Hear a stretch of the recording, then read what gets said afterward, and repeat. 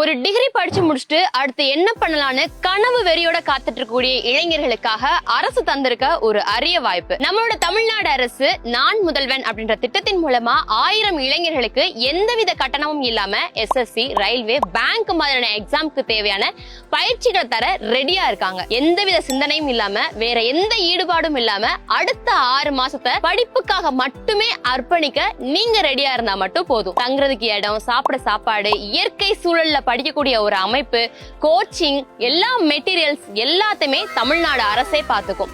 இந்த பயிற்சியிலையும் நீங்களும் சேர்ந்து ஒரு அரசு வேலையை உங்களோட லட்சியமா மாத்தி உங்களோட கனவை வெல்லணும்னு நினைச்சீங்கன்னா விண்ணப்பிக்கிறதுக்கு கடைசி நாள் ஜூன் 23.